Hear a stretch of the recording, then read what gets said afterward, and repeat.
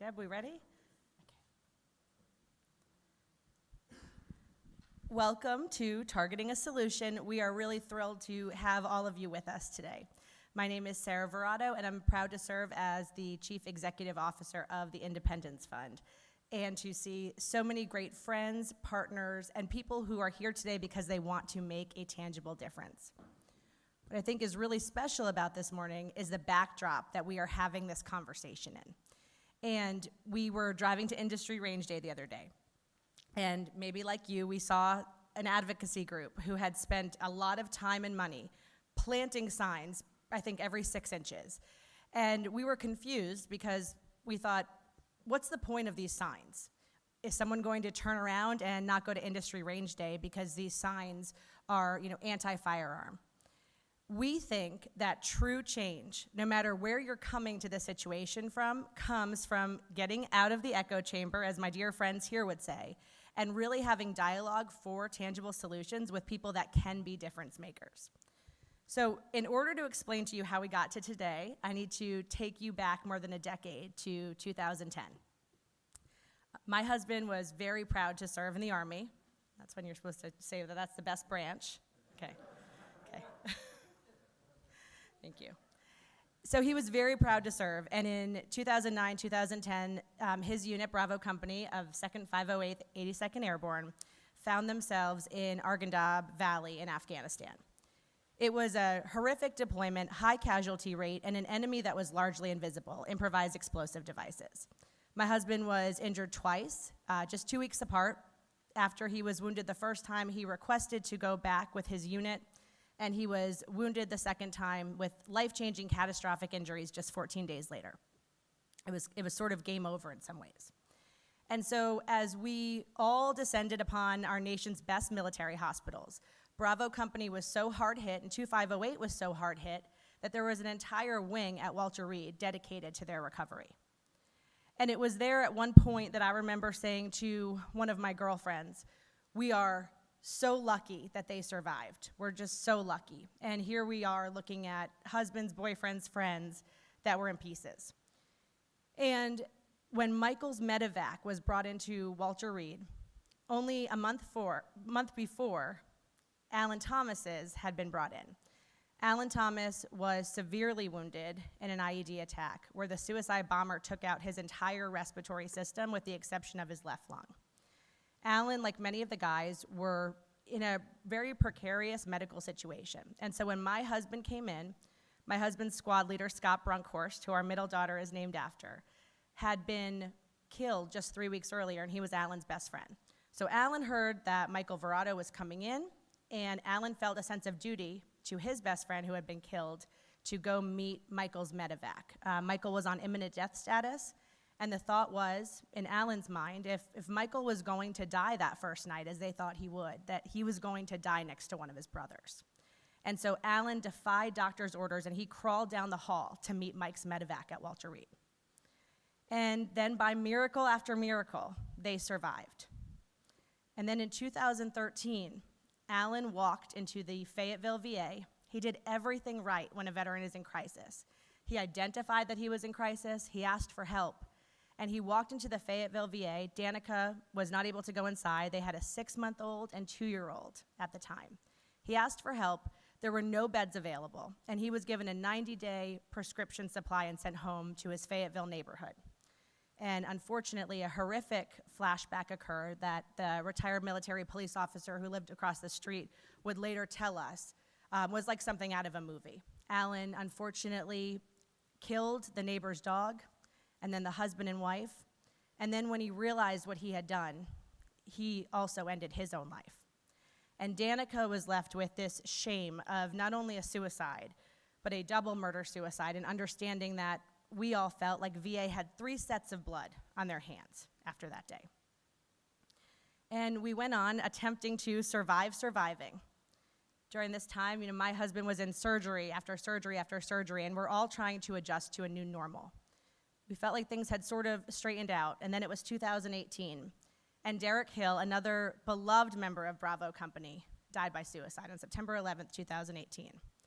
And these guys, they are still paratroopers in every sense of the word. They deploy and they run across America when there was crisis among their ranks. And so they showed up for Derek's funeral. And at the end of Derek's funeral, because this was the only time we were getting together, there were quite a few suicides and funerals across all of 2508. At the end of Derek's funeral, one of the guys started to say, I guess I'll see you guys at the next one. And I said, do not even finish that sentence. And I left there, and I cold called, where are you, Keita?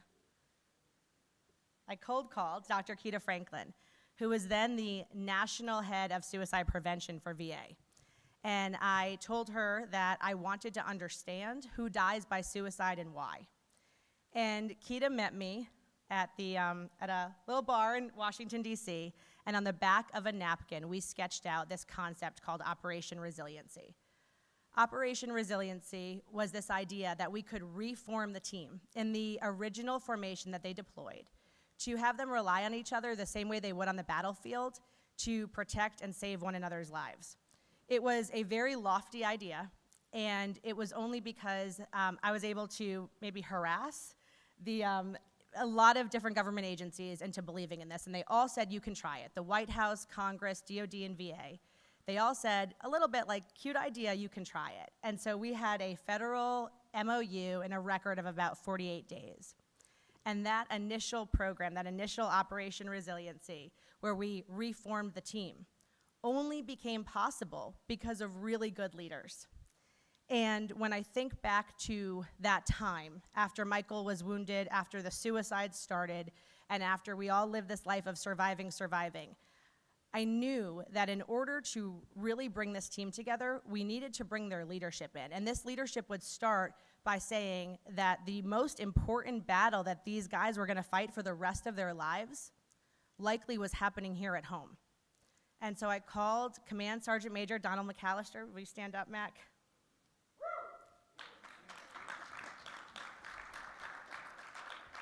And Colonel Adam Armstrong. And I asked them if they would do this crazy idea with me, and everyone was really nervous. Everyone was nervous to look at the faces of those they had served beside, to see the injuries that they had not last seen since that person was loaded on a medevac. And they were extremely worried about what it would look like to look these people in the eye and make and renew the commitment to one another. Dr. Franklin told me that this was a great idea, but we had to have a safety net of psych education in order for this to be a tangible program that could really make a difference, in order for it to be more than just a few days of people getting together and telling old war stories. And with Keita's help, we decided it would not be therapy, but it would be therapeutic. And we brought them back together, and we watched these grown men hug and kiss and cry as they welcomed one another back more than a decade after they had last left Afghanistan together. It healed all of our hearts, and it showed us that brotherhood is a bond that can never, ever be broken. There is nothing comparable in civilian life to the bond of those that serve side by side next to each other in combat. We know that. We know that you are each other's frontline protective factor in the fight against veteran suicide. And so today, we're really thrilled to talk about how we can come together as a group for collaborative solutions to veteran suicide. We also deeply, I would say most people in here, listen, I love and support the Second Amendment. And we feel very strongly that it should be extremely difficult, near impossible, to take away someone's rights. And there should be a very clear process for getting those back. And we also believe in limiting any lethal means during a time of crisis. And we are in a time of crisis as a nation. We know what the numbers are. Everyone in this room knows the numbers. We know that since 2005, more than 96,000 veterans have died by their own hand. And we're here today because we want to say that we're going to continue this work until we have tangible solutions, and we're all going in the same direction for veteran suicide. So these panelists that we have here today are absolutely incredible. They could not say yes fast enough. In fact, this was the idea of several of our panelists. So thank you for your time, thank you for your commitment, and I know this is going to be the most important thing you do this week, and I'm so honored to introduce you to my dear friend and the most innovative subject matter expert when it comes to whole health, mental health, and well-being, Dr. Keita Franklin. Thank you.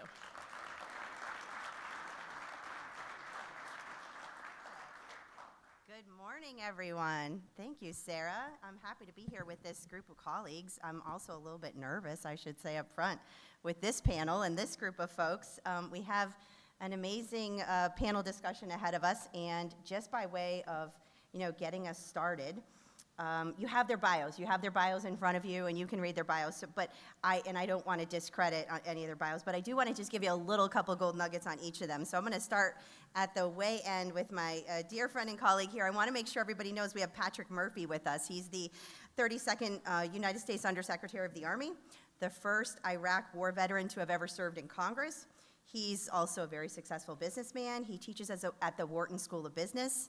And he's also an incredible advocate for veterans. He brings his personal understanding of service as a soldier on the front lines, as a military secretary, and as a business leader to the fight when it comes to suicide prevention. So thank you for being here, Patrick. Yeah, please, you guys. And then next, we're going to go right here in the middle. I want to make sure, and I know everybody in the room probably already knows Tim Kennedy, but we have Tim Kennedy with us. He's also a veteran with a long history of service to our nation. In various roles, he has run multiple businesses, just had me out to his sheepdog response out there outside of Austin, and was a professional MMA fighter. He's a recognized firearms expert. That's why he's here today. It means so much for us to have him on this panel, because he's a busy man this week. And he has also dedicated his life to helping veterans reach their full potential. So we appreciate you, Tim. And we also have, Tim's like, are you going to keep going, Keita, or what? We have Dakota Meyer here, right here to my right. I spent time working at Headquarters Marine Corps about 6 years. I've got the scars to prove it, and Dakota's a Marine, so I'm proud of him for that. He's also, though, a Medal of Honor and a Purple Heart recipient. So he's here with us. He left the military in 2010, but since that time, he's been a tremendous advocate for veterans. He also leads a number of businesses. He's dedicated to increasing awareness and really taking action when it comes to things like PTSD and suicide risk, and you'll hear more about his story today. Thank you, Dakota, for joining us. Thank you. And then we have Dan Holloway with us. He is also served in the 82nd Airborne as an infantry sergeant. You'll see Dan right next to Patrick at the end. He was the VP of marketing at Black Rifle Coffee. And if you don't know his work, look up Drinkin' Bros and Citizen Podcast. He co-owns Tetherball Academy Media and also co-owns, dare I say it, Hard AF Seltzer? So thank you, Dan, for being here. Look up his work, too.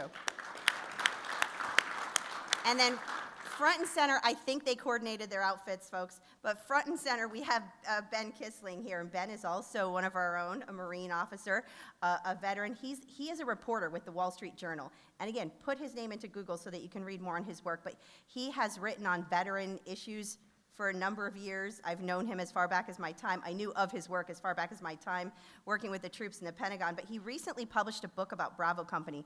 This is Sarah's husband's company that she spoke about, and he writes in the book about the ups and downs of Bravo Company and the lives, how the lives have been transformed after that initial deployment. And I know we have a lot of a couple Bravo Company men in this room. If we can have you raise your hands. Our nation's treasures here.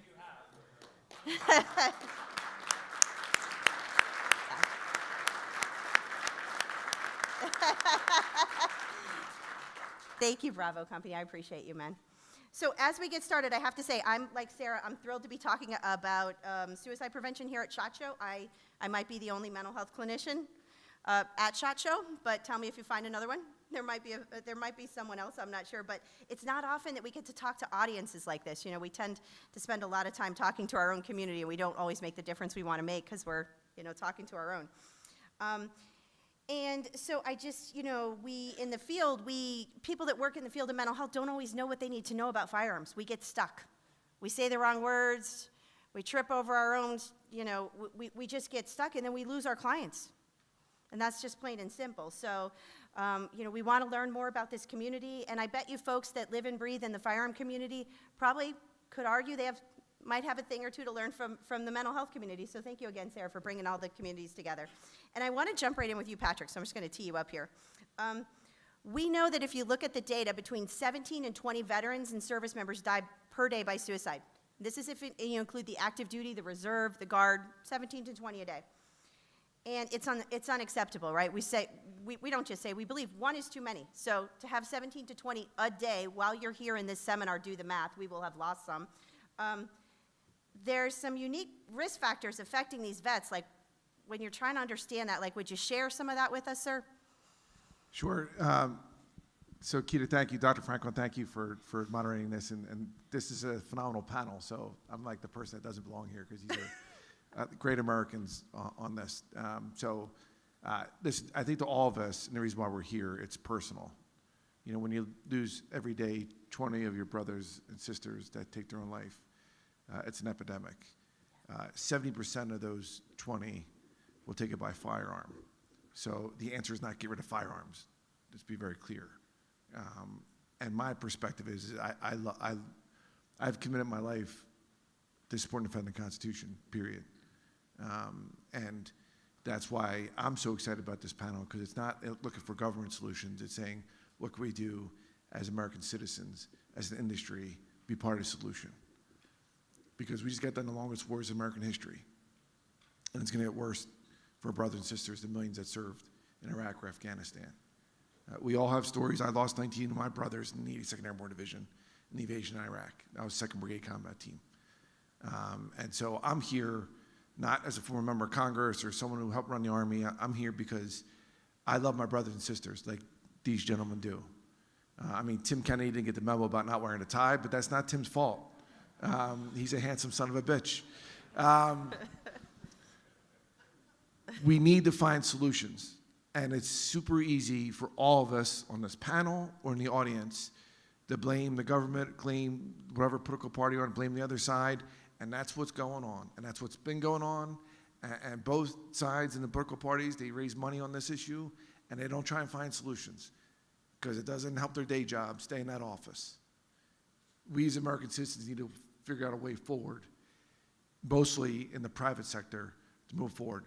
Really quick, I spent years of my life teaching at West Point. I think that's more than Congress, more than the Pentagon, more than being a combat vet. My 3 years teaching at West Point. Now, I'm a blue-collar kid from a row house in Northeast Philadelphia, son of a veteran and a Philly cop.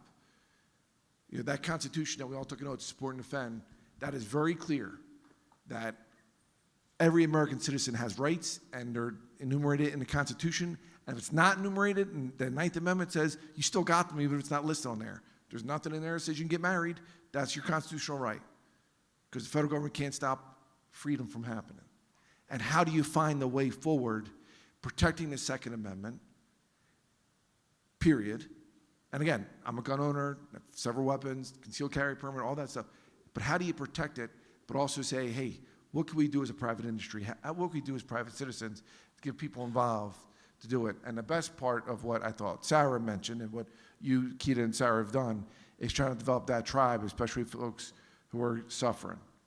You know, when we were doing CrossFit this morning, at the end of that hard workout that several of us were on, except for this guy, but I won't bust his chops too bad, even though we prayed and we said, hey, this is part of a tribe. And we're there for our brothers and sisters. And we got to be there, and we got to find solutions and not quit and just say it's too complicated or just I'm not going to work with anybody. That's wrong. And Patrick, we see that some of the vets are struggling with some of the impacts of high operational tempo, long deployments, 20 years of war.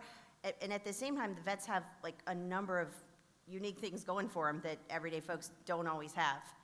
And I'm wondering, Tim, if I can toss it to you, could you sort of talk more just about like some of the things you learn when you're on active duty, or even as an MMA fighter that you might not learn elsewhere, and that sort of some of the goodness of the community? Yeah, absolutely. Yeah. Will you stand up? This is my very good friend, Command Sergeant Major Afshin Mariana. And if you look at his sleeves, you can see the deployment tempo that she's talking about. One of them is years in services. The other one is years overseas. Wow. And each one of those stripes, as your eyebrows are raising, you should be saying, holy fuck. This is what special operations looks like right now, after 20 years at war.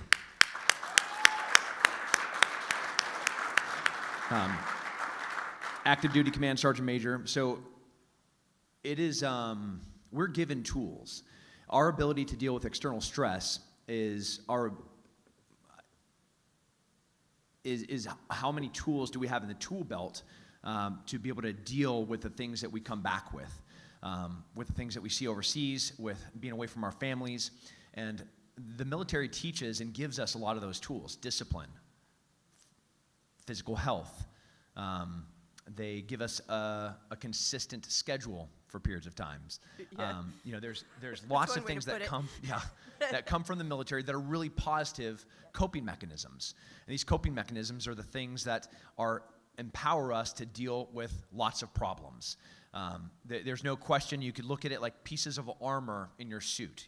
If I'm healthy, if I don't drink, if I have a good intimate relationship with my significant other, if I'm not doing drugs, if I have low body fat, if my diet is clean, if I have a good relationship with my family, if I have spirituality, every single one of those things is just another piece of armor that we're equipped with to deal with it.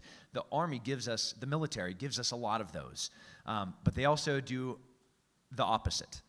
They, sometimes we have to use tobacco, caffeine, just to stay with the operational tempo that we have. We're taken and torn from our families for long periods of time, consistently, missing birthdays, missing Christmases.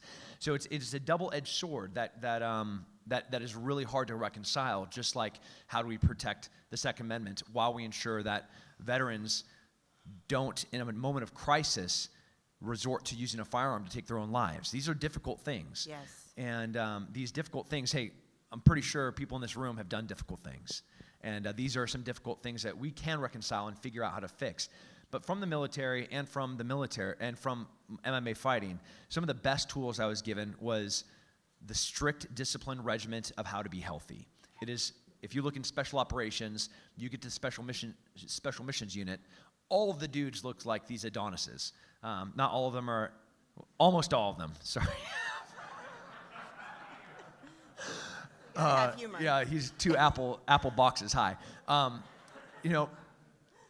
Broad shoulders, they're studs. They work out every single morning. They do stress tests every single week. They eat leather and they shoot out bullets. And those are beautiful things that equip them and empower them to deal with some of these external stresses. And these are coping mechanisms. So those are the positives. Yes. But then there's some rough things that come with the military too. Right, but I want to bring it all out, so I appreciate you for sharing that. Both you and Patrick talked about the tribe and the importance of the tribe and the tribe being an integral part. And Dakota, I want to go to you because in our field, we worry about folks when they potentially could lose their tribe and they're no longer part of that disciplined community. So I want to hear from you about transition and anything you're willing to share about that process. Is it a high-risk time? If so, why? Could you just kind of dig deep into transition and talk to us about that a bit? Yeah, so I got out in 2010, and I got out, didn't have the Medal of Honor, had no resources like everybody else, right? 2 years, came back. I was angry, right? Like I lost my whole team in Afghanistan. I literally got sent home. Just to tell you how I got out of the military, I went on this deployment to go to re-up, right? Like this is my life. I loved the Marine Corps. I loved serving. Literally loved it with every moral fiber of my being. Walked in September 8, 2009, another gunfight, another mission. I literally, in 8 hours, I left that day and I lost everything that I loved. I lost every one of my guys that I literally went back to my bunkhouse and packed up their stuff.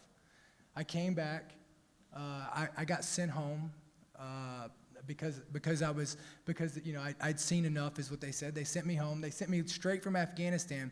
They put me in an inpatient hospital. I was there for 8 to 13 weeks.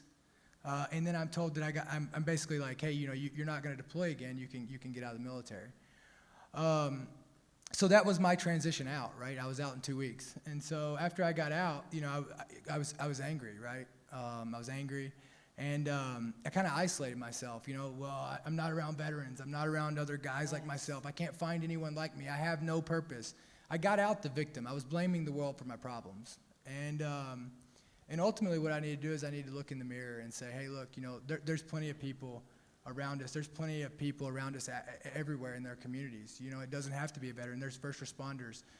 There's everyone, right? And so I moved. You talk about the circle, the community, right? I moved to Austin still in a turmoil of what? When did I move to Austin? 2017. Moved to Austin 2017, and I got hooked in with Tim, right? And I walked in, I'll never forget this one moment that Tim kind of put it all in perspective for me, and he knows the story I'm about to tell. Uh-oh. You know, I walked in. I walked in, and it was a reminder, right? We're all warriors in here. I think everybody would agree with that, right? We serve. We all want to be warriors. Like, that's why we serve. That's why we signed up. That's what we did. And so I walked into Tim one day. We were working out on it. And I was just walked in just complaining, just like, you know, man, life sucks, right? Like, I'm really down. And Tim, like, pulled me aside. And instead of buying into it, right, we don't need people around us to coddle us. We don't need, brotherhood is not telling people what they want to hear and making them like you.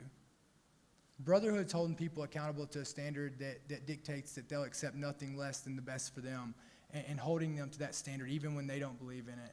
And I looked over at Tim and I was like complaining and going on about how bad life sucked. And Tim looked at me and he goes, hey, Dakota, like, when you walk in a room, people expect a warrior. So you need to fucking act like one. And it was at that moment, right? Like, probably not like, you know, what you would need to tell somebody who was struggling, right? But I walked away, and he was right. You know, he was right. And I need to start acting like one. And what did that mean? If I want to be known as a warrior, I want to be known as a veteran, I want to be remembered as a Marine, well, I need to act like one after I'm a civilian. I need to get up, and I need to do stuff with purpose. I need to rebuild my community. You know, I believe that, and this is coming from a Marine, a non-educated Marine, right? But I believe that we served the longest war in our nation's history. And, you know, the World War II generations remembered as what? The greatest generation. Mm-hmm. Why are they remembered as that? Do you think it's because of the battles they won? Or because they came back and they built this country back up, that country they fought for? And so I believe that for us as the 9/11 generation that the jury's still out on us. And I believe we have an opportunity here to pull this country back out where it needs to be. But for us to be able to do that, we're going to have to look in the mirror, and we're going to have to stop blaming the world for our problems, and we're going to have to hold each other accountable to be that soldier, that Marine, that airman that we know is in every one of us. No, I appreciate you talking about your conversation with Tim the most, because while it might sound a little bit like a hard conversation, but at the same time, you knew he would be there for you the next day and the next day. Am I right? Forever. I think so. Yeah.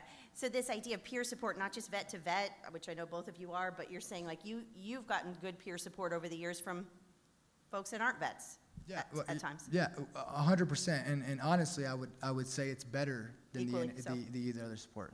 Yeah, no, I appreciate you sharing that. And also the point about anger, I don't have it in our discussion point, so I also appreciate you bringing that up, because vets leave deployment, vets leave the military sometimes angry. So we should circle back to that one and pull the thread on that one a little more. Yeah. I want to go to Ben, and I've had the opportunity to be around Ben quite a bit, and I know his support for veterans. And I told you about the book, Bravo Company, and I just want to ask Ben, just if you would share with folks in this room what you've shared with me, just about some of the most shocking and surprising parts of capturing the stories of Bravo Company as a journalist. Well, I worked on that book for about 3 years and talked to the men of Bravo Company and their loved ones as well. And the thing that struck me after writing that was that we are our brothers and our sisters' keepers, right? Like, we talk about the ways in which we need to support each other, but it's absolutely 100% true. Think about that. You are your brother's keeper. When somebody needs help, they should be turning to you, and you should be there as someone they can turn to, as a support group, as a network. And by talking to these guys, I was just incredibly struck with the love and the friendship that's enduring among them, and the fact that they care for each other in incredible ways. Another thing that, for the purpose of this conversation, is so important is that those men from Bravo Company, anybody here who's a veteran, anybody on this panel who's a veteran, we're citizen soldiers. It's a volunteer military. It's been that way since the 70s. And everyone who serves takes that uniform off at some point. And we need to recognize, as a society and amongst ourselves, that uniform is going to come off, and we need to be prepared for it. And just as Tim talked about the armor that's available, I think there's another way to frame that, which is those are the things that give you meaning. And meaning making is arguably the most important thing to have resiliency in the mental health realm. If you have a reason to wake up and a reason to get out of bed and have goals, then you're going to have, that's the greatest armor that you could have, is making meaning with your life. And I learned that from working with Bravo Company. The men who are able, they're not all whole, they're not all 100%, Yep. right? Because everybody who serves ends up with cracks and fissures and breaks. And sometimes we don't acknowledge that. But the men who are able to be resilient, and the women and family members around them who are able to be resilient, are the ones who recognize that, face it head on, and realize that they have to be there for each other. Now, one other thing I wanted to mention as a reporter, Yes. I write newspaper stories. And when I write a newspaper story, everybody expects a reporter to be as objective as possible. And that means getting comment and talking to people from both sides of the issue. Now, I think that there's a lot to be learned from that in discussions like this. We can talk about firearm suicide prevention. Yep. We can talk about talking, but is it really happening? Are folks from, Sarah mentioned in her introduction about a gun control lobby that had advertisements out on the way to the range. I'm sure everybody saw them.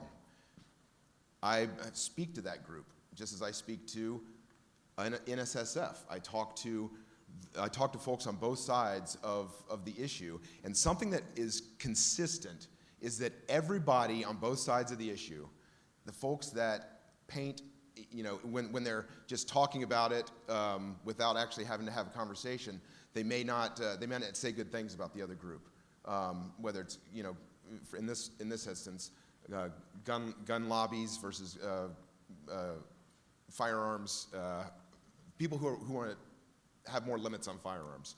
But when I have conversations with them, they say that they want to talk to each other. And it's so hard to have that conversation because who's going to catalyze that conversation? And it's up to us, just as it's up to us to be our brother's keepers when we come home, it's up to us to have conversations across these tribal lines. And the people are ready to talk. And we need to find ways in which we can have those conversations.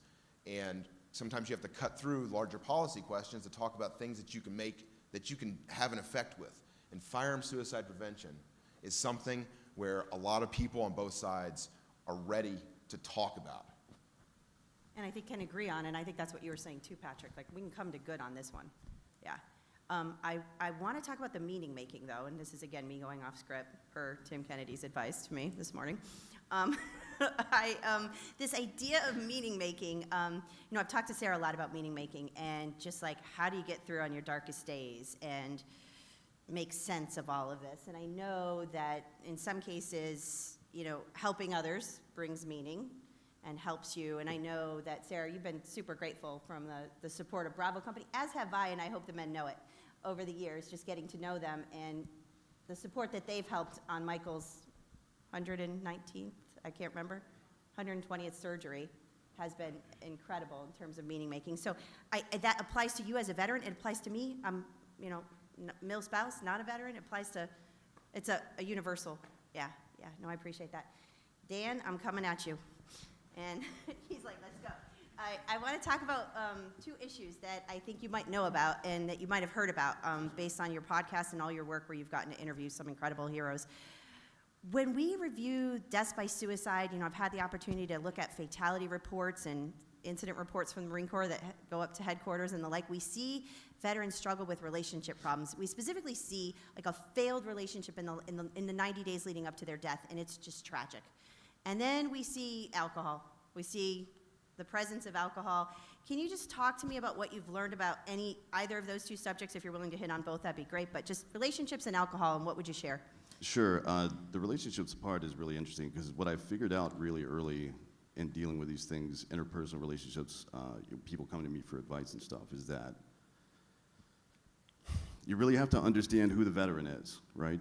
Yep. Before you can even dive into that situation, these people, men and women, run towards the sound of gunfire, right? So there's something that they value more than their own lives. And those things that they value are honor, duty, and purpose, ultimately, right? And I deal primarily with men because I was in the infantry and my shows listened to primarily by men, and the ultimate expression of purpose for men is to provide and protect, right? Now, when they're in a relationship, whether it's girlfriend or family or wife or whatever it is, or parenting, even with their friends, if they feel like they're not meeting that purpose, then they feel hopeless and purposeless, and they feel, and that ultimately leads to nihilism, right?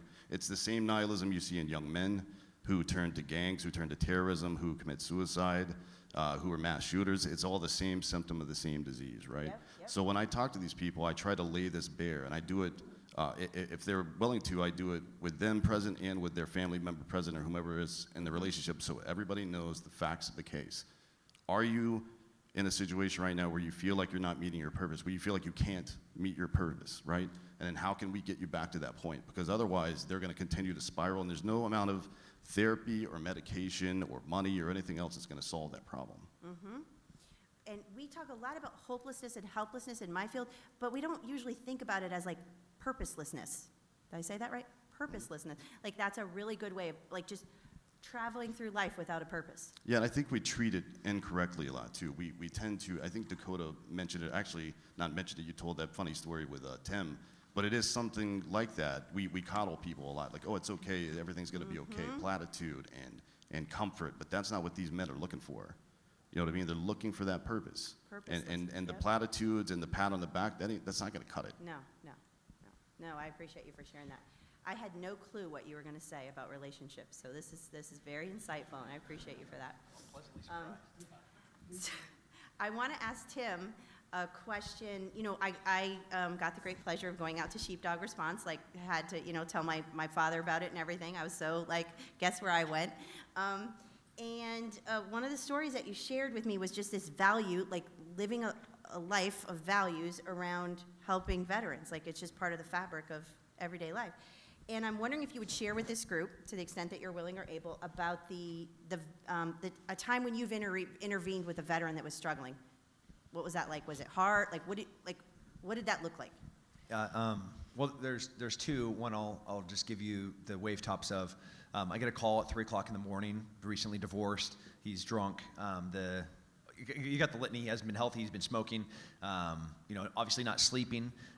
When you start looking for indicators, some real clear ones are populating here. And an incredible leader, an incredible war fighter, coming from one of the most special missions units on the planet. And he's like, "Hey, man, I'm done. I'm done. Building people to go kill." I was like, "Cool. Why'd you wake me up?" And he's like, "Because this is just like so dumb. Look what we've done our whole entire lives." I'm like, "Oh, are you quitting now?" He's like, "Yeah." I'm like, "Cool, give me your guns before you kill yourself, though, because I want them. And I just don't want them to go into that escrow or the government or the ATF comes and take them. Can I, before you just go and be a coward, can I have your guns?" And he's like, "What'd you say to me?" I said, "Yeah," I said, "before you just kill yourself, you keep one, whatever, but I need them so they don't go to just some random person. You got good stuff." He was so pissed at me. And all of that anger was like directed from this negativity that he had towards himself, then towards me. And, he actually still is mad at me to this day, and he's alive. The second one was, I was working, I was active duty, and Sergeant Major Anderson, one of the company sergeant majors, being the best type of leaders that I would expect out of these guys, is calling his whole entire roster of men just to do a quick check-in on them. And one of them picks up the phone. He's drunk, starts telling the sergeant major about the situation that he's in. And the soldier was 10 hours away from where I was on the border working. And myself and the commander, we get in our work truck and we drive 10 hours. We drive 10 hours to grab this kid. And while we're driving, we're calling every single resource available to us via the military to try to get a bed and an immediate crisis intervention for the soldier. And we're hitting every imaginable roadblock. And we're getting more angry and more angry as we drive, as we're getting closer to where the soldier is, who is suicidal, who does have a gun, and is saying he's going to kill himself. And there's a moment where I'm on the phone talking to one of the clinics, being like, listen, military stuff aside, you will never work in this industry again. I will burn your whole entire world to the ground. You don't know who you're talking to right now, but I swear to God, you will never be able to do anything that you value in this field if you don't solve this problem. And I was 100% sincere. So we finally get to this soldier, and he gets some tough love from us, literally grab him by the bootstrap as I get a hotel room, and I sleep in bed with him that night. And I drive him to a few clinics until we finally get a bed for him. And this is what every single one of us would do, but it starts first with caring. I literally loved this person. Like we say, we're never going to leave a soldier left behind. We're never going to leave a soldier behind. Well, does that end when we get our DD-214? Is that over when I'm out of service? No, it's like if they're going to jump on a grenade in combat, but now I'm not going to do it. I'm not going to even get in a car and drive a few hours to go check on a friend. Like what kind of lazy cowardice is that? That service continues until every single soul that we can possibly save has been saved.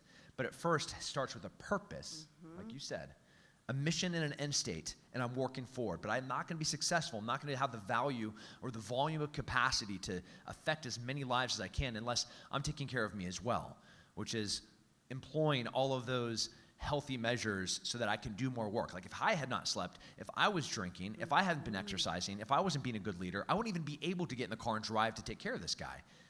If I was drunk and my phone rings at 3 o'clock in the morning, or I'm out partying, I'm not going to even pick it up. So I have to be ready, always ready to help somebody when that phone rings. So that's on us individually to be the best version of ourselves. And I think the genesis, the origin of all of that is wanting to help somebody, and that being infused in our DNA as part of our purpose. Yeah, Hey, I Keita, couldn't can have I said just better. put, Please, if yeah, you please. don't mind? So, Yeah. because I think that's profound. And it is what Dakota said about we have not been graded, our generation has not been graded yet on where we are. And we do live by that ethic that we leave no one behind. And even us, frankly, in this room, because I know I'm somewhat preaching to the choir, it's about preaching to the congregation out there and really trying to make an effort to it. And we know that, listen, Americans, veterans are civic assets to this nation. They're more likely to be employed. They're more likely to vote in elections, no matter what their political persuasions. They're more likely to coach Little League, be pastors in their churches. They're more likely to start a small business, for that small business to be successful. The World War II generation, yeah, they won incredible World War II and incredible battles, but they also built Nike and Comcast and Walmart and all these other great companies. My point, though, is that that's the positive. The other side of the coin, and that we're focused on, is that ethic that we leave them behind. There's too many are being left behind that don't have a purpose. Right. So what in private industry, when I worked for CrossFit and Spartan races, I went to Joe DeSantis at Spartan Race and the CEO of CrossFit and said, hey, we should, and I told him, transitions are where people fall through the cracks. And let's give free, they can go to CrossFit for their first year out. Like they go and do Spartan races, right? And so Joe DeSantis at Spartan, he said, not only for veterans when they come back, but if you're even thinking about the military, if you apply for the military, I will give you, even if you don't get in, I will give you a free Spartan race. And again, that was private industry, but we collectively have to find a way forward. And again, Yes. I'm not trying to say kuma and we're leaving SHOT and we have all the answers.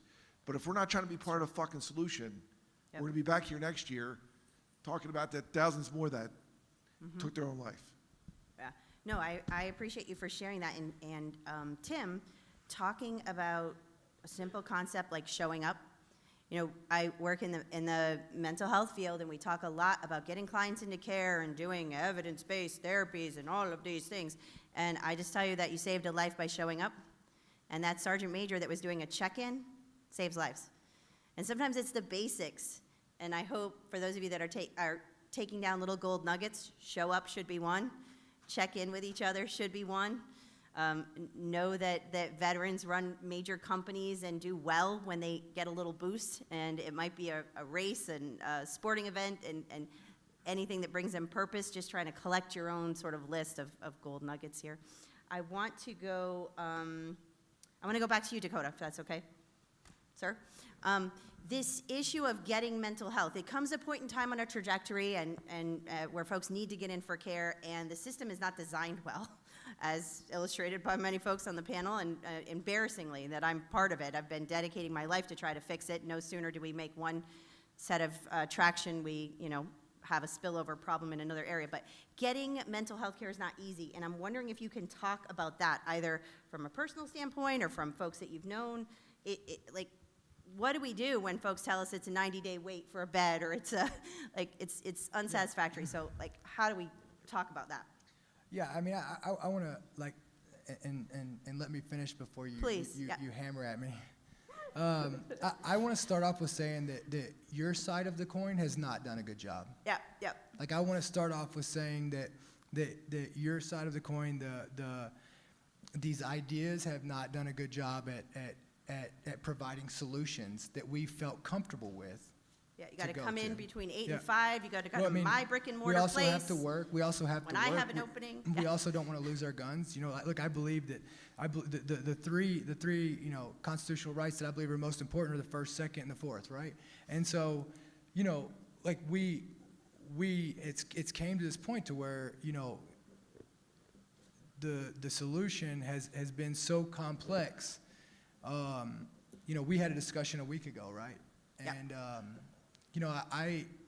I don't want this to sound terrible, but for me, I thank God I didn't reach out to go get a ton of help back in 2010, because I'd probably be addicted to opioids. Mm-hmm. So again, we've got to be able to trust the solution, and that you all are going to be willing to do that. Now back on the backside of it, the only people who are going to fix this problem are in this room. Did we go on a deployment, and were we able to look at our leadership to go out and run those missions for us? Did we ever go on it? How many of y'all in here ever went on a patrol that you had enough ammo, you had enough guys, you had enough people to go accomplish the mission that was at hand? But did we stop right there and say, well, I guess it's just going to be what it's going to be. We're going to lose. We're going to just let them kick our ass. Did we stop right there and leave it? And I think this is the situation that we've got to be honest about and look at, is that we're the only ones that are going to fix this. And when you get shot or you get hurt in combat, what are the two things? What do you start with? Self-aid, buddy aid. Self-aid, buddy aid. We've got to get ourselves, we have an obligation. If you don't have a purpose in this room, or you know someone who doesn't have a purpose, simply a purpose would be hey, you need to be the best that you can for the people around you in case they need you, right? And that's my point of it, is we've got to stop looking for other people to do this for us, and we've got to make this heavy lift. We've got to take care of each other. We've got to care about each other. We've really got to care about each other. And I guess one question you could simply ask yourself, I was sitting up here taking notes, I'm sure you see me doing it. Yep. What would you not do? Where's your line at? Where do you draw the line at? What would you not do Drive 10 hours. to make sure? Middle of the night. What would you? Yeah. What would you not do to make sure that we didn't lose one more veteran? What would you not do? What would you not do? Where's the line at for you? Maybe it is answer the phone call at 3 a.m., right? Yep. Maybe that's too much for you, right? Again, but what would you not do to save another veteran from not going and feeling hopeless and getting there, right? And we've got to push together. We've got to get off this coddling mentality. But the reason it works for Tim, and I'll say this back, is when Tim calls you out, you know that Tim loves you. That's not one question. Tim has these hard conversations with, God knows I've had them over the last ton of years. But at the end of the day, no matter what he told me, I knew that Tim was always looking out for my best interest. And we've got to be people who are trusted, and they know that we care about them and we care about each other, right? We are as digitally connected as we've ever been. But we are physically, mentally, and emotionally as isolated as we've ever been in our entire lives. And I think that we've got to come and we've got to be vulnerable to each other. We've got to be real. We've got to sit down and talk about it. We've got to normalize mental health. Oh, vulnerability, digital You disconnect. love those words. Woo. Yep. Doctor stuff. I got a little lesson out at Dakota Meyer headquarters week or two ago, but Ben, please. It's so important to have folks like Dakota Meyer up here saying this stuff. Yep. You know why? Because he has given you permission, okay? He has given you permission to recognize that it's not about yourself, it's about other people. Because a lot of times when veterans get out of service, or even when you're in service, right, you're always You're always talking trash about people who don't rate, right? If you're a grunt, you're talking trash about pogues. When you get out, if you've done, oh man, I did more deployments than that guy. Well, there's very few times where you can be like, objectively speaking, this person has clearly done more than everyone else, and that's a Medal of Honor recipient, right? And if that person can recognize that it's not about what he can get and don't focus on his trauma and his experience, if he can say, look, we don't know what pressures, what weights everybody else is carrying, and to give you permission to talk to other people and to not make it about yourself. Because if you get in a trauma measuring contest with somebody else, nobody wins. Everybody loses. And a lesson I've learned by covering veterans for a decade and writing about these guys is that when somebody can say, look, I don't know what you've gone through, I don't know what burdens you're bearing, but let's talk about them because they're legitimate, no matter what they are, right? And if you can have that conversation, it'll help you unburden yourself. And to have someone like Dakota Meyer give you permission to do that is a powerful thing. And we need to give those around us, the people we love and trust, we need to give them permission to do the same. And that's how you have conversations that move everybody toward a place where they have meaning and healing.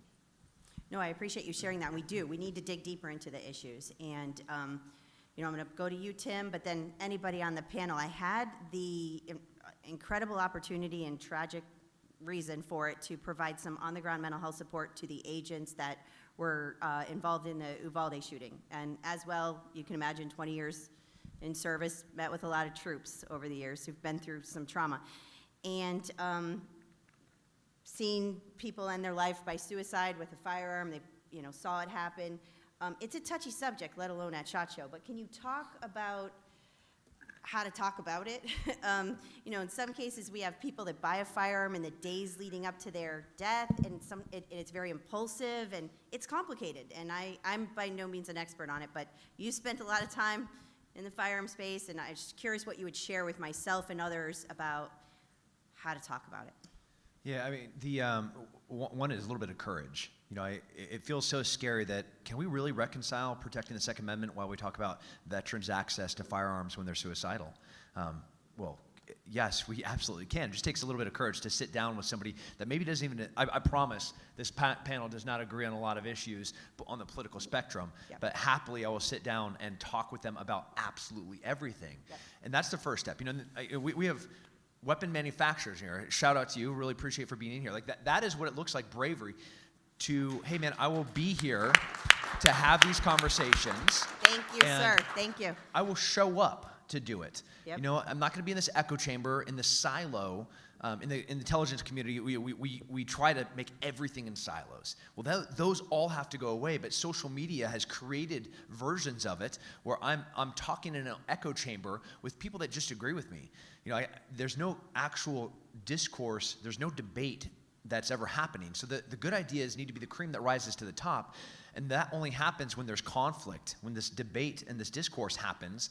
But if you're in an echo chamber, these ideas are never reaching conflict. These ideas are never going against another idea. So how can you reconcile two seemingly disconnected or mutually exclusive ideas unless people just sit down and talk?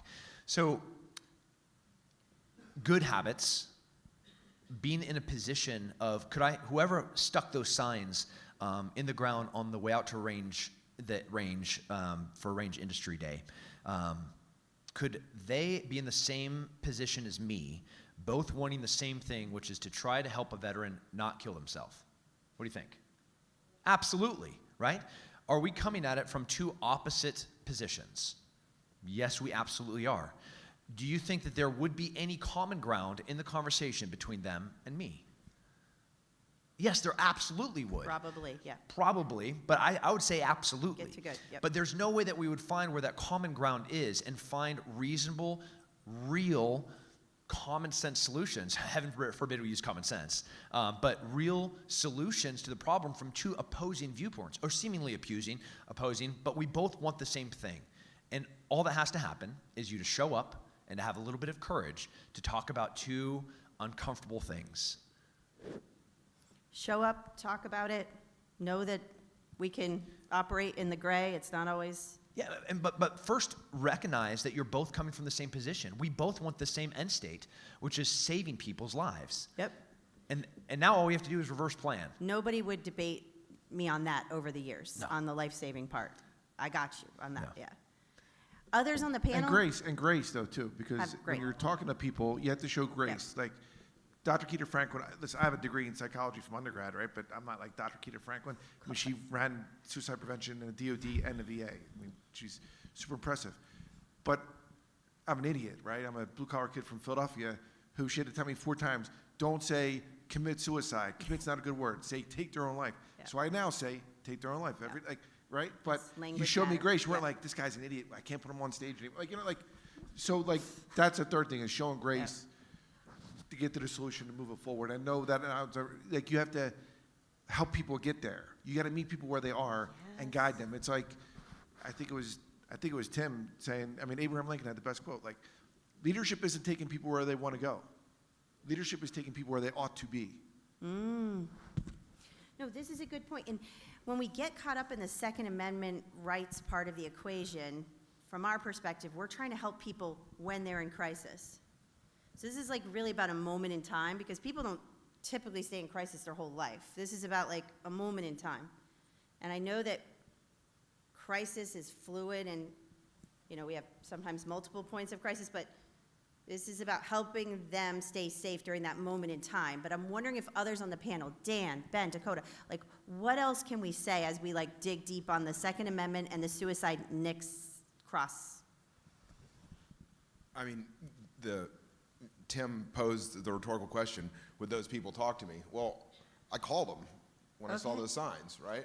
Because I'm a reporter, so I can call people and talk to all kinds of various people, and they want to talk about that issue, right? Like, it's one thing to say, well, hey, you think they want to talk? Well, call them up, and like, let's have those conversations.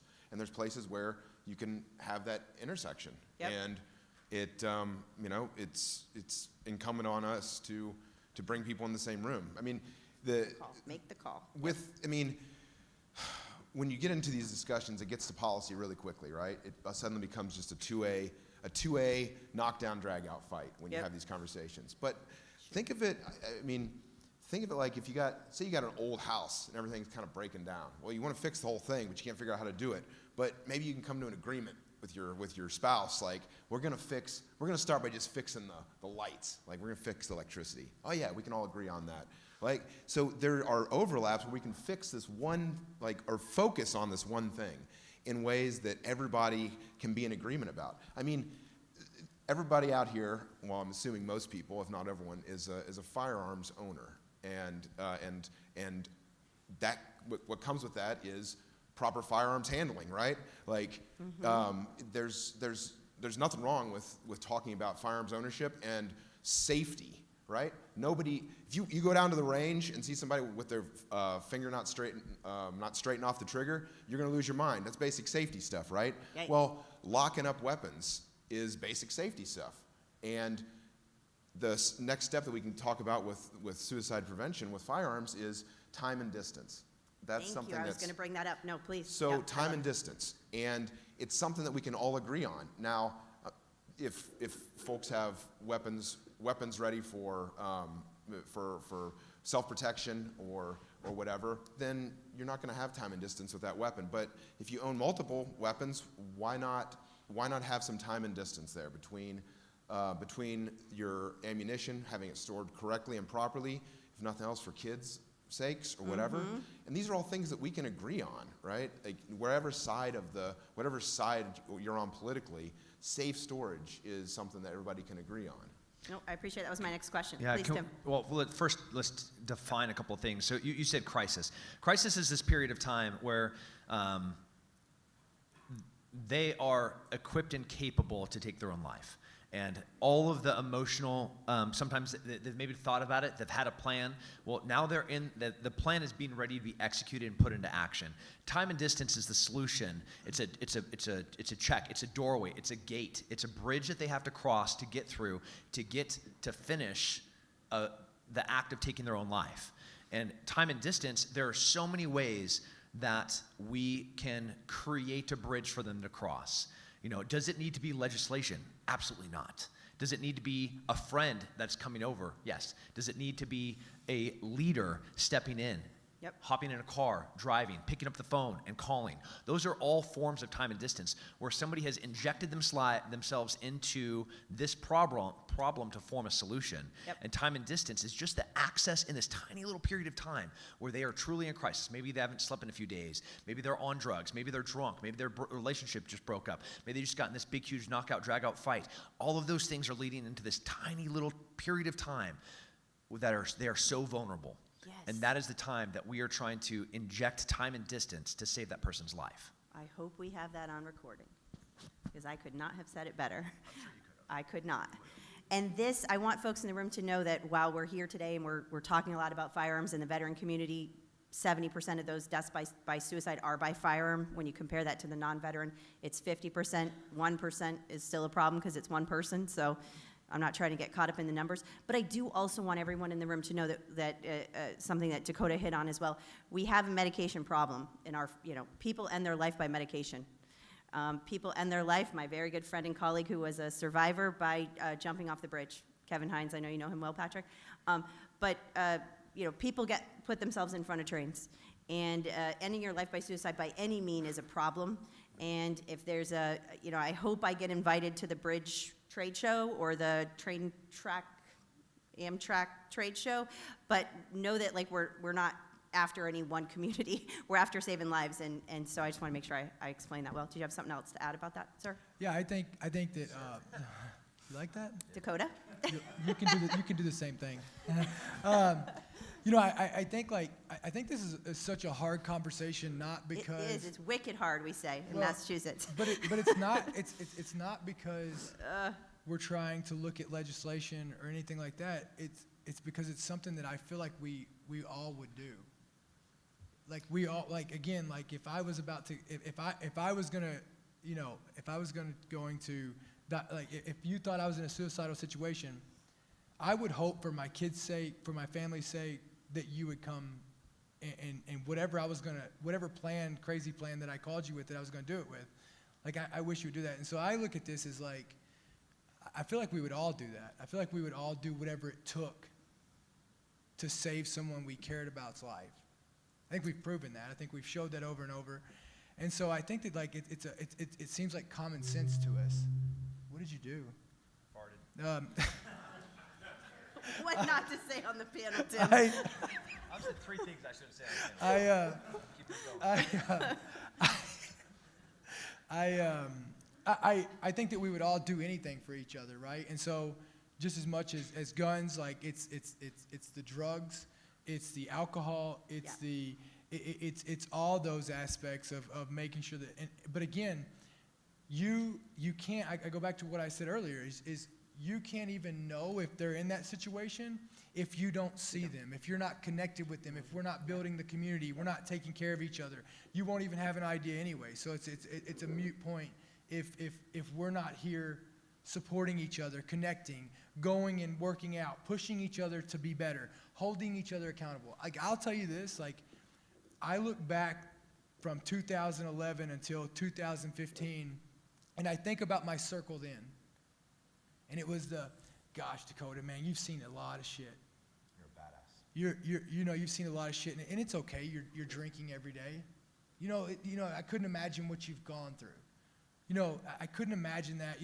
Gosh, man, just try to slow down, okay? Just try to slow down.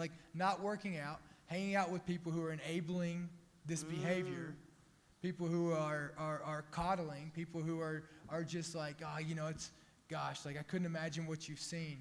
And it's that is not helpful.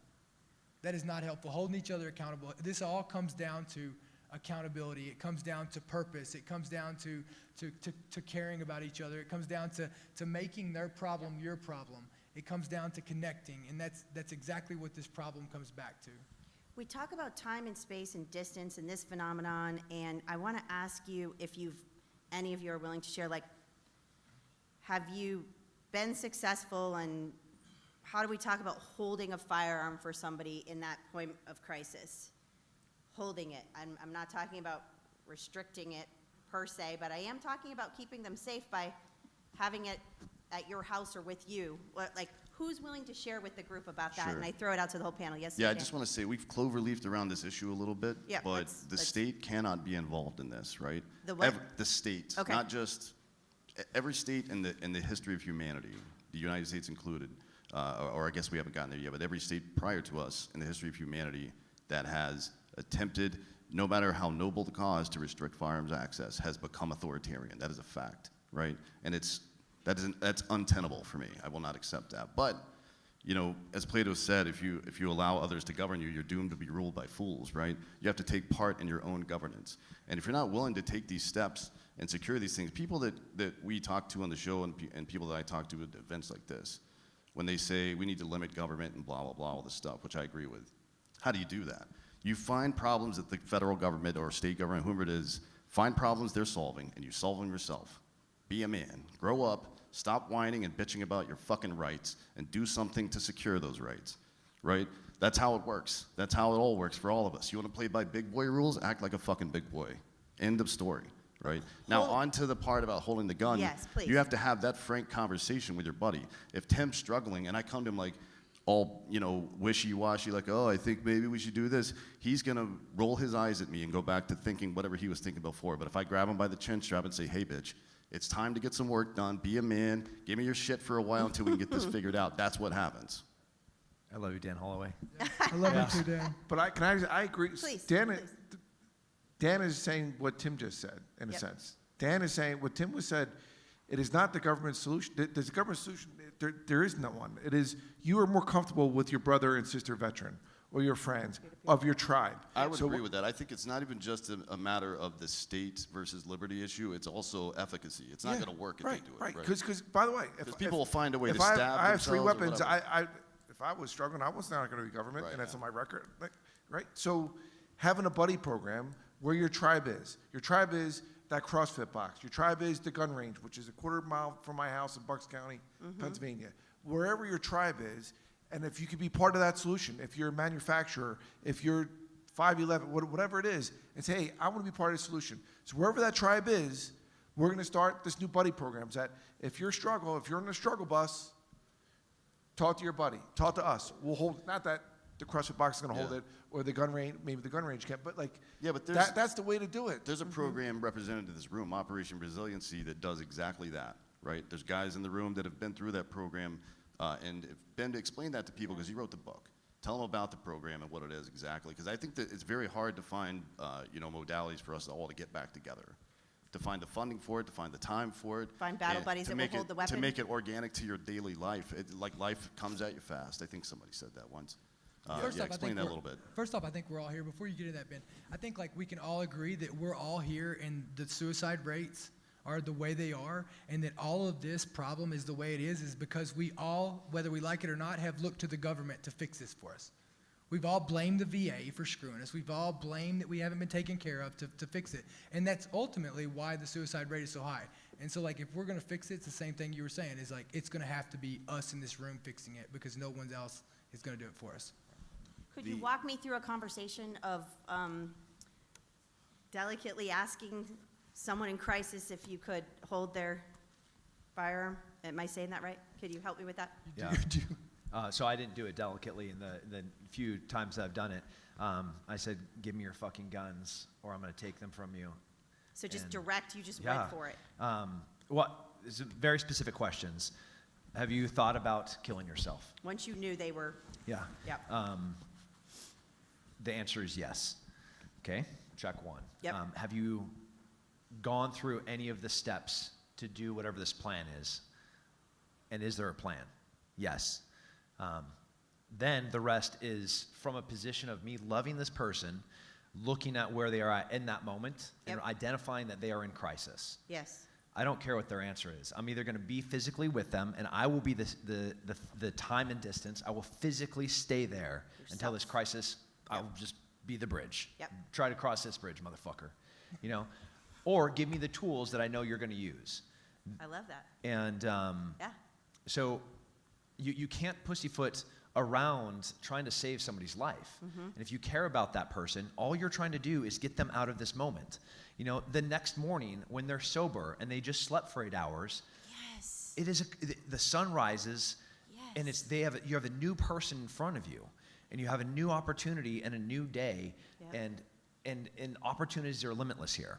You know, Dan said this is a private industry solution, Yep. and I say it's a private individual solution that Okay. we have all failed at.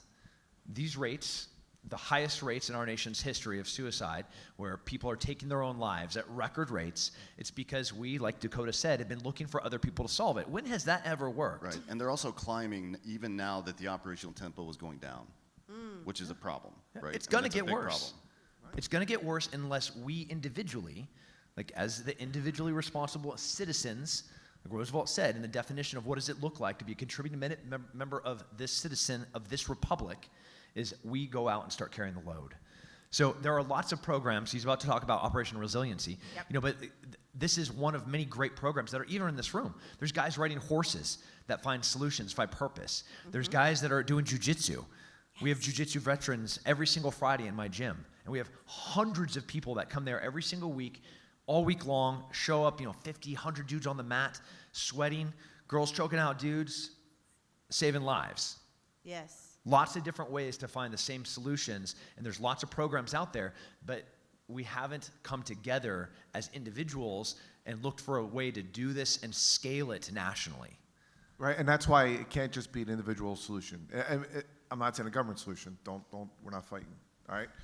It is. You would it lose. is. It is. I mean, we can, but You would lose. that's true. It is. I heard that, Dakota. That's not very nice. Okay. It is literally. It's a private sector led, and because we know what the answers to the test are. It's what Tim said. It is. Right now, we are at the tipping point when it comes to mental health in America. It's okay not to be okay.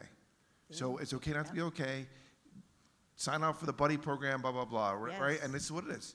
You're on a struggle bus? Give your weapon to your buddy for 30 days. Why? You get the time and space that you need. Yep. Period. And it's just public awareness campaign, and you meet them where they are. And where are they? They are where their tribe is. At the range. At the range. At the- At CrossFit. At Jiu-Jitsu. Yep. At the farm. Whatever it is, that is the campaign. Yeah. So what would you tell folks in my field that don't know, like, is the word safe storage a loaded, is that like I don't an like okay that. thing to Yeah, I like, don't like how, that. what about storage? Anybody? Yeah, there was one really important part that I omitted is after you're saving your friends' weapons to give back to them. I'm Yes. holding them. I'm saving Yes. them. Yep. Saving them, like, that's a You- good word to use too. Like, I'm saving this for you. Okay. That's a Band-Aid. Yep.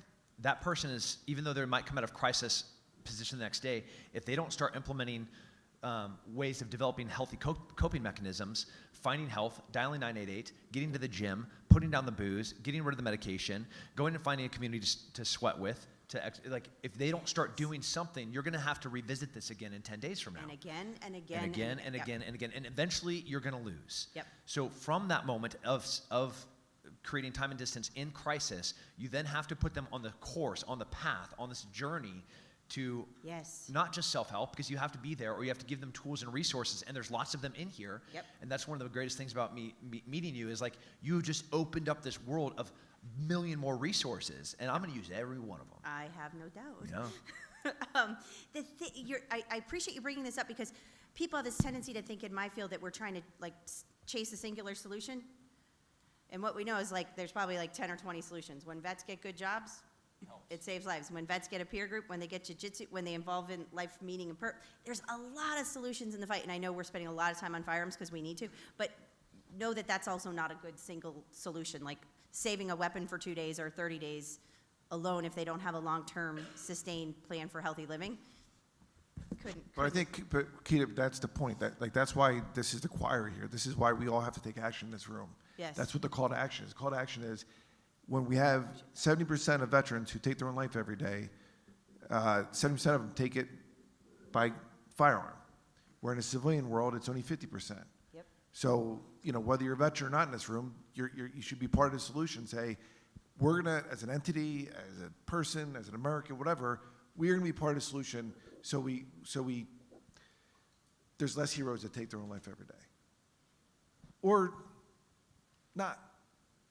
And you're the one who has to look at yourself in the mirror, because we're reaching out to you and saying, how can we work with you? How can we partner with you? Because that's what it's going to take. It's what Dan said. Don't look for the government. The government, America is a great country. The blueprint of our country is that Constitution that says we have a limited government.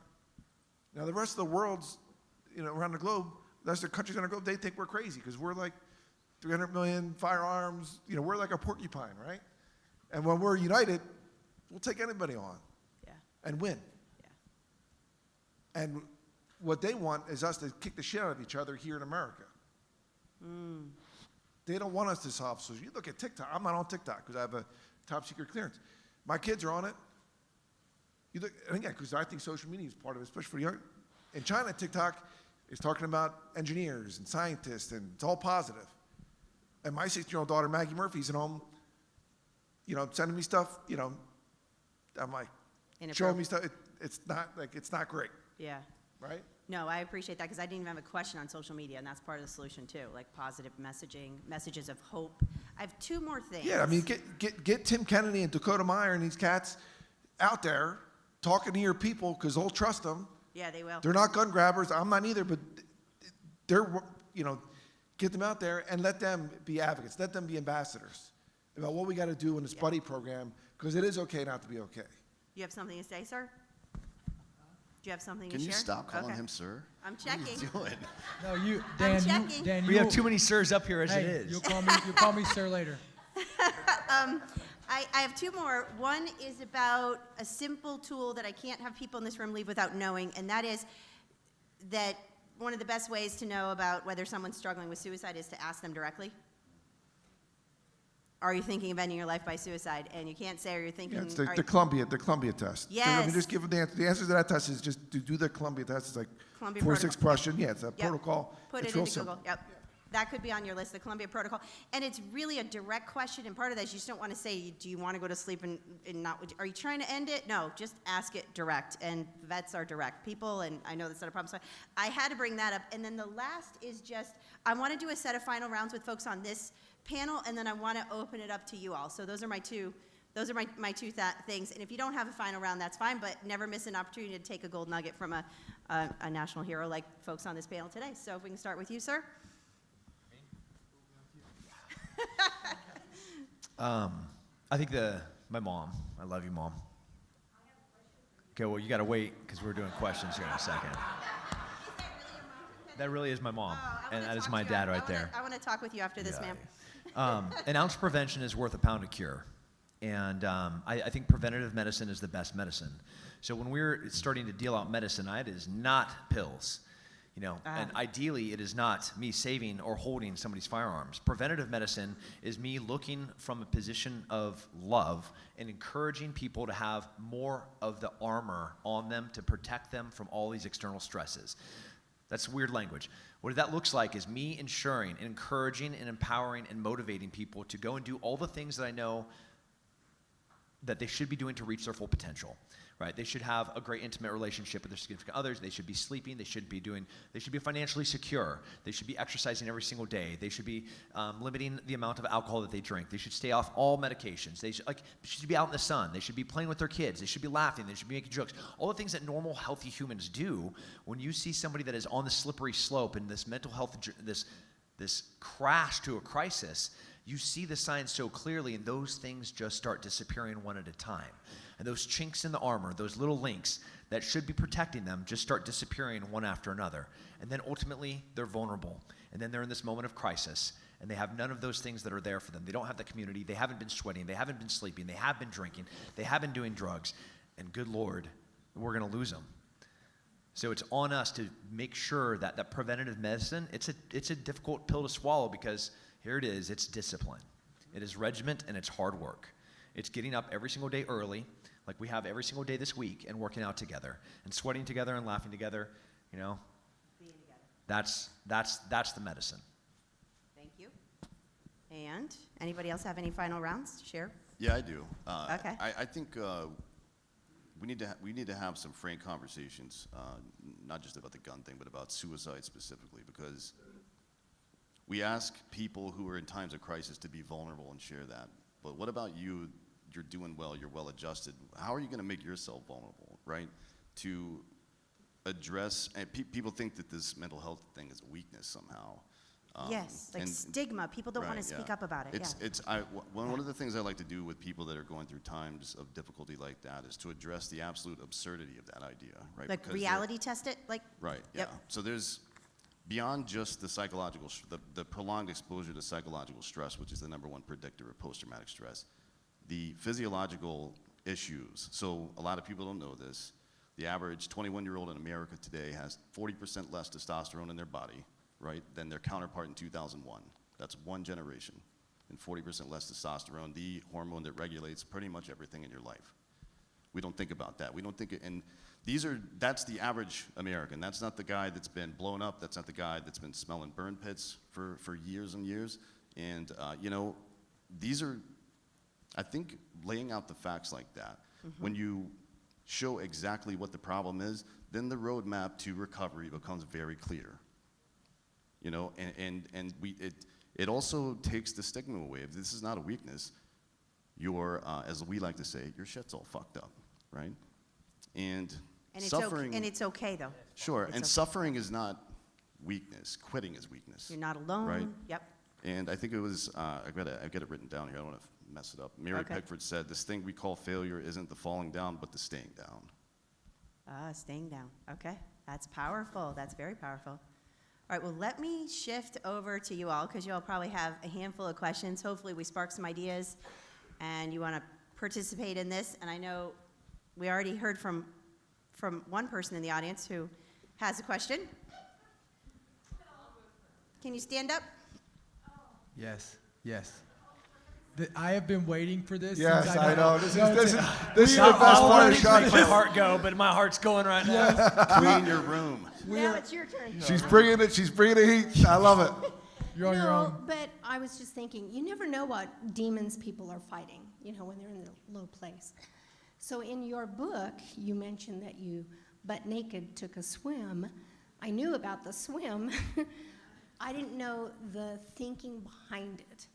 So you could live in a household with somebody and know that, not know how dark a place they're in. How would you even recognize some of that? Sorry. I love you. I love you too, honey.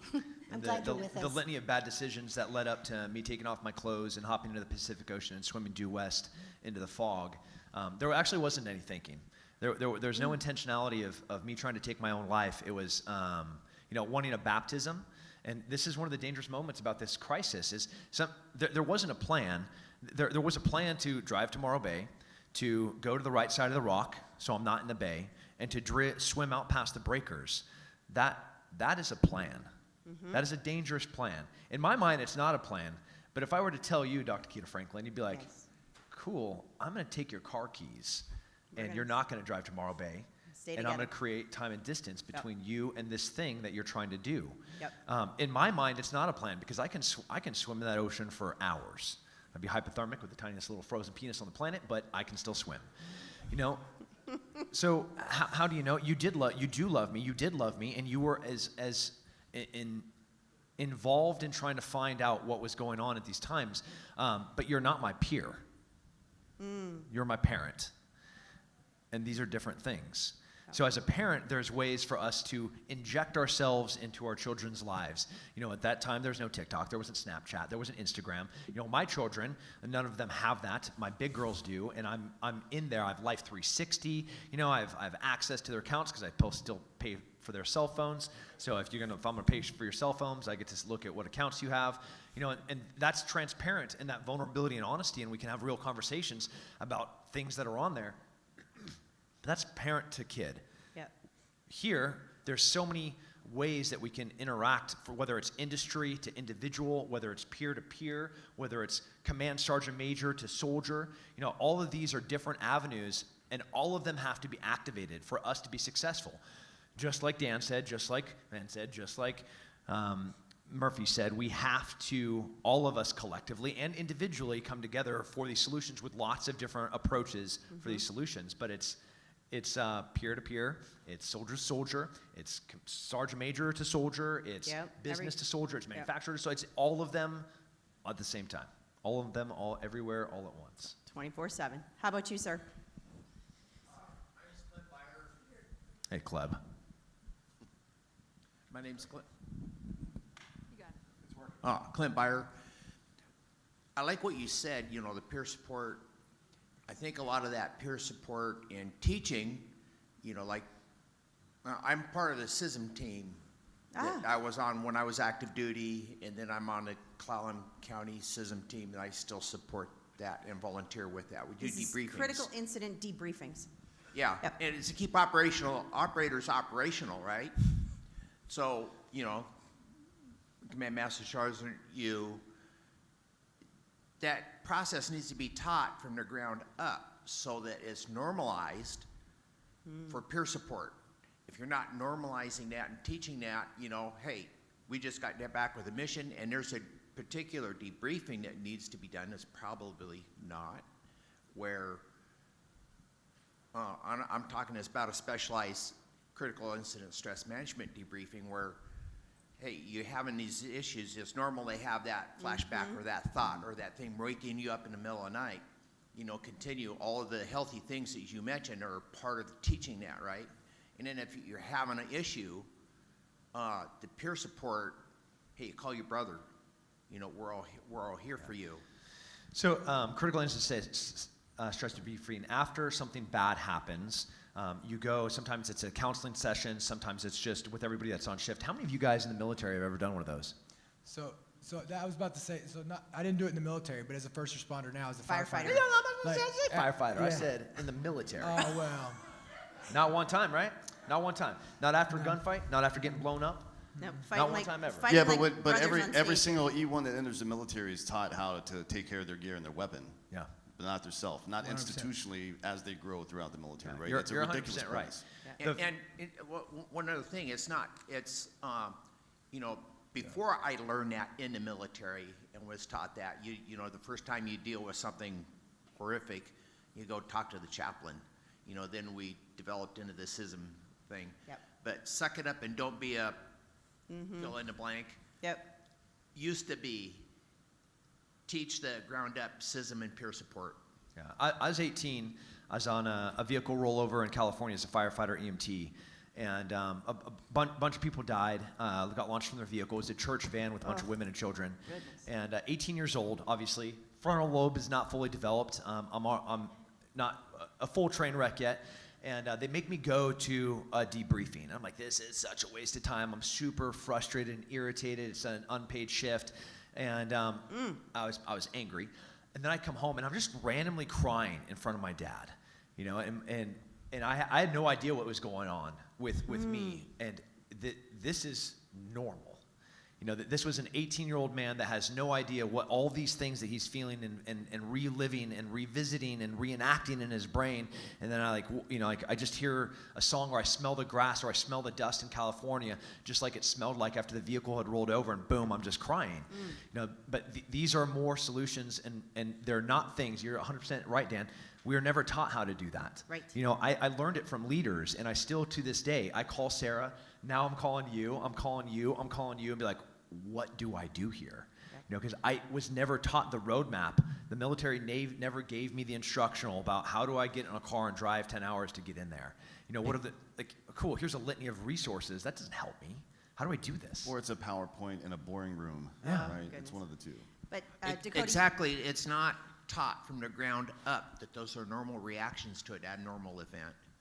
And here's how to handle it. Make sure you drink lots of water, flush all those chemicals out. You know, we're all become adrenaline junkies, and for whether it's the firefighting or never. you know, current active, but you need to flush those things out and you teach all the normal things to do that. No, we How to appreciate you handle for it bringing from this the ground up, Yep. from the private up. Yeah, we appreciate you for bringing up the trauma piece. And Dakota, did you have something too about firefighting? Similar? No? Okay. Okay. I have time for one more question, if that's okay with the panel. And where do you want to go? Got Yes, two sir? more. We got two more. Two more? Okay. very well. I wasn't sure on your timeline. I know I kept track. Yeah, Dakota just wanted to tell everybody he's a firefighter. That's all that was. And we're proud of him for that. He's looking for a mic if someone can help him. That's sir. There you go. Oh, either way. Oh, is it turned on? Hello? Oh, there we go. Hello. So I deal with working with vets every day. And one of the biggest things that I find is that, I mean, personally for me speaking, everyone that I've talked to have all dealt with childhood trauma. Is that something that you guys have dealt with? Because on my last attempt, my childhood trauma hit with my military trauma. Yes. And it was a fucking nightmare. It took them 7 hours to find me, and I spent 2 weeks in the hospital. Yep. So, you know, if you guys are working with people, is that something that you're asking them? Because that's something that I feel is missed. Yeah, I do. I mean, Keita, you can definitely speak more to this than anybody probably in the room, but psychological trauma compounds over time, right? It's not bad news doesn't get better with time, I guess is one of the phrases we use in the military. But Yep. yeah, of course it's going to play a role, Yep. right? Especially if it's parent-child dynamics, right? Because if the everything that a young man learns about how to treat people, he learns from how his father treats people, right? And everything a young woman learns about how she's meant to be treated is how her mother and father treat people, and her specifically, and how her father treats her mother. And if that process early on gets disrupted, there's going to be downstream effects for it, right? It's just a fact. And we're going to have a working group, and I want to circle back to that because I want to share some stuff with you on that topic too. I know we have one more, and Thanks. then over to Sarah. Yep. Thanks. Yes, sir. I live here. My name is Jeff Pappas, and I'm with a group called the Liberty Projects. Myself and the founder, J.P. Hoffman, who was really sick and couldn't be here today. Very good to meet you. Unfortunately, and we take wild Mustangs off the range here. The JP Liberty Project. The Yep. Liberty Projects. Okay. Just some quick background, because I met Tim a long time ago with Soldiers Angels when my oldest son had come back from Iraq, and guys like Tim and Burden and CV and Toby and Nick over there. Excellent. I got involved with the group along with my dear friend Franco Harris, who passed away last month and would have been here today probably. And then about 9 years ago, I helped start a group out of Montana called Heroes and Horses with Micah Fink, a friend of mine. Like equine type. Yeah, Mike had never ridden a horse before, but he walked into, when we were working some horses, and we hired him, and I left because I was living here, but he's taken the operation to an amazing level. But my question really is for Tim and the whole panel in Dakota. Our frustration level is unbelievably high. JP put his life savings he bought Tony Curtis's former ranch. It's about an hour from here. We have about 18 guys in the program, and we take the wild Mustangs off the range. JP is a spokesman for the BLM. And for those of you who haven't... Sorry. And we bring them to the ranch, and we work with them and break them and match them up with some combat veterans, one of which is here today, Colton, who flew in from Denver, who's an amazing guy. So JP has funded about 98% of this. He's put his life savings into the ranch. And we've gone around, and I've helped him a lot, not just with the horses, but fundraising. But we get shut down pretty much everywhere, including one of my friends who's a West Point grad, and put us in touch with some very wealthy Army veterans. I'm not going to mention their names, we would all know them. And when we presented them with what we were doing, and we didn't ask them for very much money, the response we get, and this is my question to Dakota and Tim, is I think if we were having a bake sale down at the ranch, they would have given us some money, but it's just too unconventional, is what they told us. It's not the norm. And granted, breaking wild Mustangs and matching them up with guys like Colton who can tell you what an amazing experience is. I've seen it with Heroes and Horses. It's life-changing. It's prevented more veteran suicides. Micah Fink is a testament to that for the last 8 years in Montana. And JP, if he was here today, is so humble. He's a Special Forces, still trains Special Forces guys at Fort Irwin. He's an entrepreneur, third-generation Oklahoma rancher. And I talk him out of giving up a lot because he's like, Jeff, even wealthy Army veterans tell us we're too unconventional. And so my question to Dakota and Tim is, would you guys at some point even get on a phone call with JP? He's really sick. I didn't want to get everyone sick. Just to talk to him at some point and to restore his faith that, just because we're so unconventional.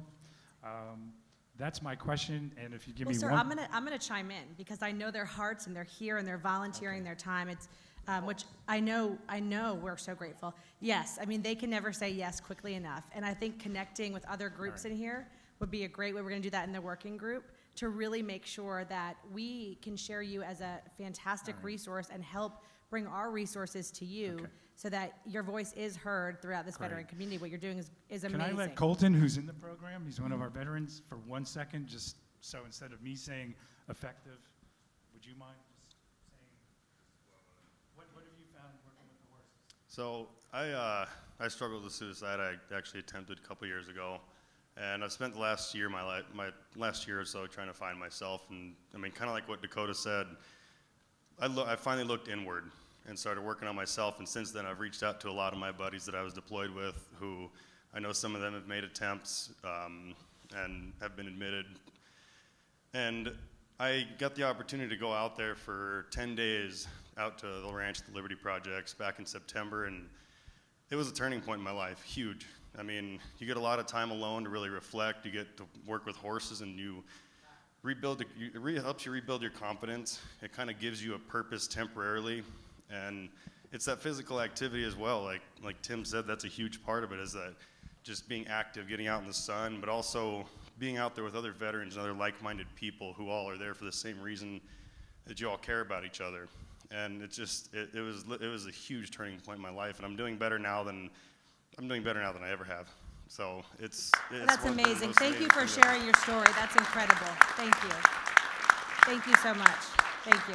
Well, sir, thank you so much. By the way, we're moving him out here from Denver to the Wow. ranch and getting him a job so he can work with the horses full time. Thank you so much for Thank you, taking sir. Thank you. That's incredible. We got to hear from our 5 amazing panelists, and I want to double down on the fact that this is a busy week, especially for those who represent companies and work in this industry.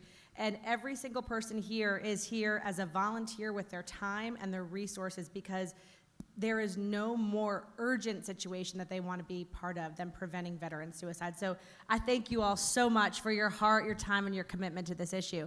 And next, we are going to have a little working lunch. So we're going to thank our panelists, if those who are going to stay for lunch, and we hope that is all of you. We're going to really roll our sleeves up now with solutions and collaboration for these great organizations and partners. We're going to walk out that door where David Cobb is. David, you can raise your hand.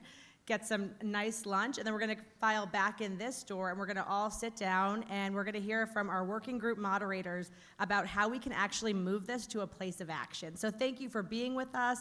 I'm really excited by the voices here today and know that we are going to start this work immediately. Thank you so much.